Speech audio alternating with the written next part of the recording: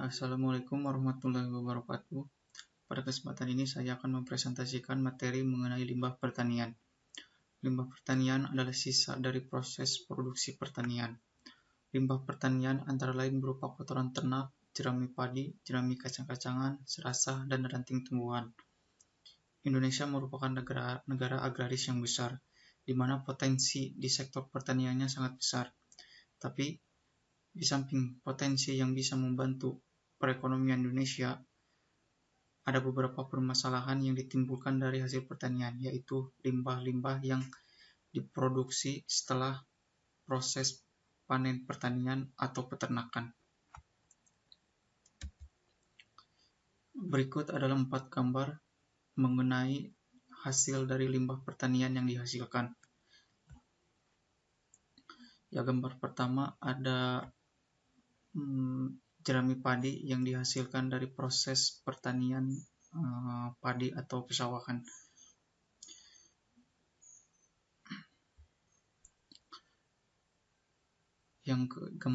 Gambar kedua ada sampah-sampah hasil dari sayur-sayuran atau buah-buahan yang dihasilkan dari proses pemanenan yang tidak terpakai atau dari hasil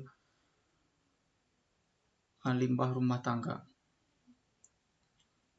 Gambar kedua ada proses gambar para petani yang sedang melakukan perawatan terhadap sawah atau padinya.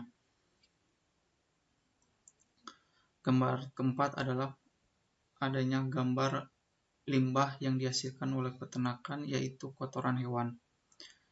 Keempat gambar ini adalah limbah pertanian. Jadi, jika limbah ini tidak diolah dengan benar, selain bisa membahayakan kesehatan, tapi juga mengakibatkan gangguan estetika. Contohnya seperti gambar ketiga ini, para petani yang sedang melakukan perawatan sawah dengan bahan pestisida. Tujuan para petani ini adalah misalnya untuk membunuh hama-hama di sawahnya seperti hewan kungkang. Tetapi tidak disadari bahwa dengan proses pestisida ini, selain membunuh hama yang dituju, tapi membunuh hewan-hewan yang bisa membantu hasil penyuburan tanah-tanah seperti cacing. Jadi, dalam proses perawatan atau pemanenan pertanian harus dibarengi dengan aturan-aturan yang berlaku. Jadi tidak menimbulkan limbah yang tidak terpakai dan bisa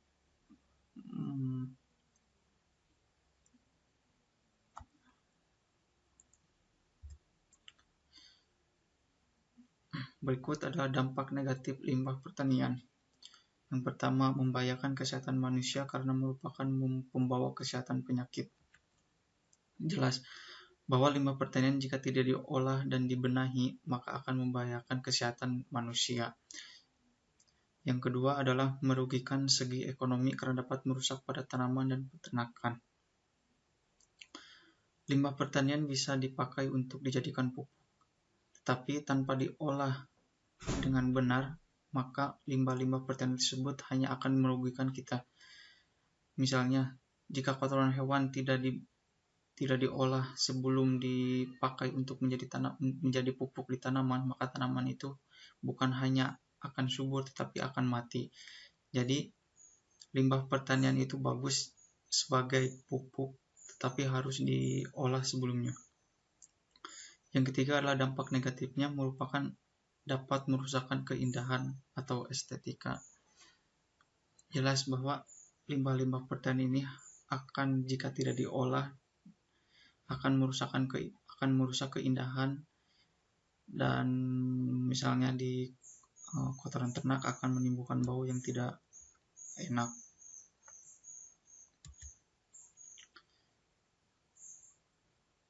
Selanjutnya adalah polusi pertanian. Yang pertama adalah pestisida. Jelas, pestisida sering dipakai oleh para petani untuk merawat tanamannya.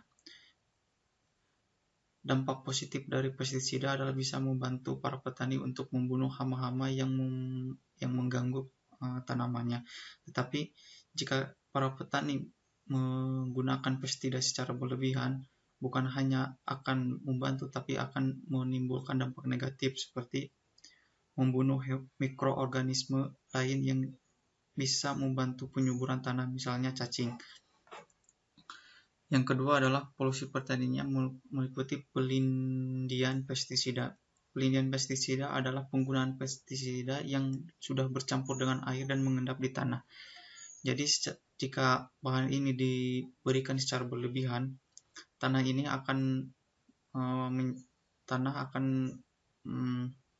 melakukan atau pelindian pestisida akan melakukan penurunan kualitas tanah.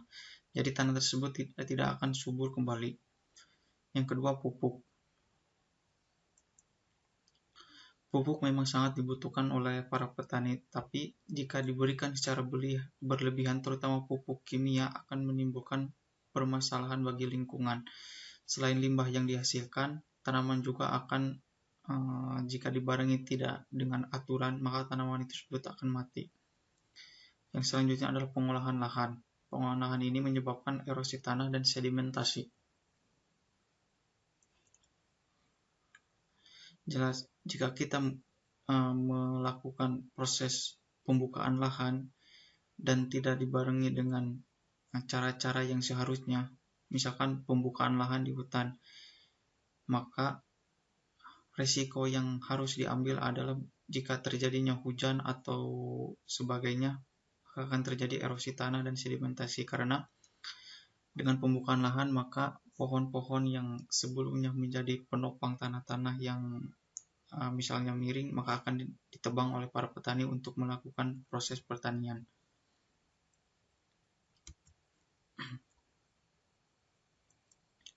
Nah, selanjutnya adalah pemanfaatan limbah pertanian sebagai pupuk organik.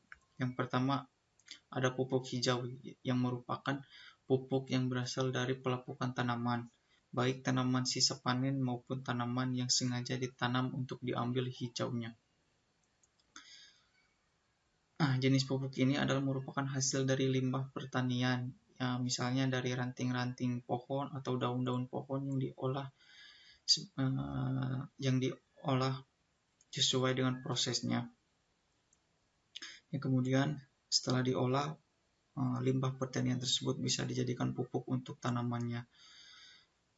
Yang kedua adalah jenis pupuk kandang. Adalah pupuk yang berasal dari kotoran hewan seperti unggas, sapi, kerbau, dan kambing. Nah, pupuk kandang merupakan salah satu pupuk yang bagus untuk tanaman. Jelas pupuk kandang ini sangat bagus, tapi pupuk kandang ini harus diolah sebelum dijadikan pupuk pada tanaman. Karena misalnya hasil kotoran dari sapi, kotoran sapi merupakan salah satu kotoran yang bagus untuk tanaman. Tapi jika kotoran sapi ini langsung diberikan kepada tanaman tanpa diolah, maka tanaman itu akan mati. Yang kedua adalah pupuk kompos. Adalah pupuk yang dihasilkan dari pelapukan bahan organik melalui proses biologis dengan bantuan organisme pengurai. Nah, jenis pupuk ini merupakan pupuk yang sering digunakan oleh para petani. Proses pembuatannya adalah limbah pertanian yang dihasilkan diproses melalui bantuan mikroorganisme atau bakteri-bakteri yang dapat menguraikan limbah pertanian tersebut agar nantinya bisa dijadikan pupuk pertanian. Yang keempat adalah pupuk hayati. Merupakan pupuk yang terdiri dari berbagai macam organisme hidup yang memiliki kemampuan untuk meningkatkan kesuburan tanah dan menghasilkan nutrisi penting bagi tanaman. Sedikit berbeda dengan pupuk kompos. Pupuk kompos itu menggunakan bahan dasar untuk limbah pertanian, tetapi pupuk hayati ini menggunakan organisme atau bakteri yang dapat membantu proses pemupukan tanaman.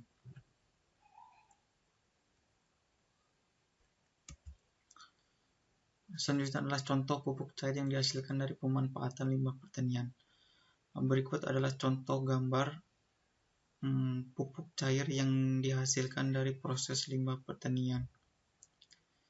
Pemupukan tidak harus dengan proses pestisida, tetapi jika kita cermat untuk mengolah limbah pertanian yang dihasilkan, kita bisa membuat pupuk secara alami yang tidak membahayakan organisme-organisme di lahan pertanian. Jadi selain bisa membantu meminimalisir biaya, proses ini secara alami tidak menimbulkan efek samping yang berarti seperti penggunaan pestisida. Terima kasih. Wassalamualaikum warahmatullahi wabarakatuh.